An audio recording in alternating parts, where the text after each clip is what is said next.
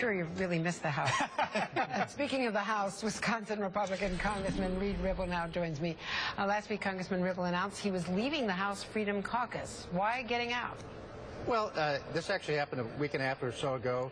I was involved with the Freedom Caucus right from the beginning, and the original intent there is we put it together was that we wanted to change some of the process that the House worked by, where both conservatives and regular members or centrist members, establishment members, however you want to call them, had a chance to move legislation that mattered to them. And we didn't think the process was working right for the entire body, and we also wanted, quite frankly, to move and advance conservative policy. When it came to a point a week or so ago after John Boehner resigned, and they talked about getting involved in the leadership races, for me that wasn't where I was at personally, and I said I don't want to be involved in that. I don't want to give up my card and vote en bloc for a leader. I give my card to the members, the citizens that sent me in Wisconsin's 8th District, and so I felt I needed to step back, and that was the reason. Have you talked to Paul Ryan, your fellow Wisconsin member?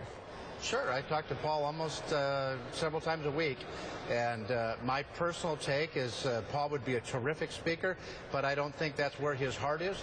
His passions have always been centered around fixing our broken entitlement system and fixing our broken tax code.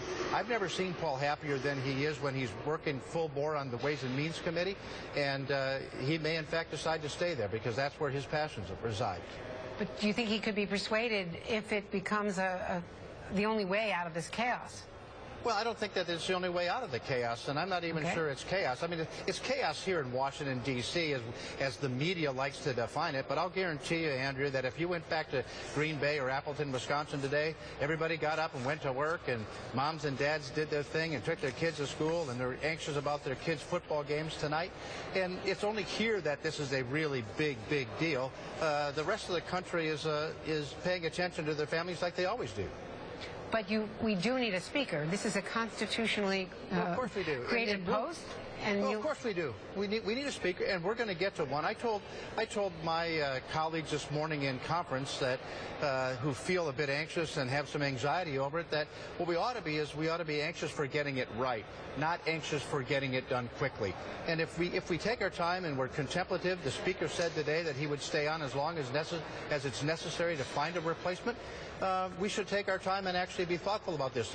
There's many smart, thoughtful members of this conference that could lead us, but part of the problem is the conference itself, and we must deal with that first. Well, that may be the headline. The speaker will stay as long as he's needed. Thank you very much. Good to see you. Thanks for joining us. Good to be with you, Andrea. Thank you. And we'll have a lot more on the incredible happenings on Capitol Hill.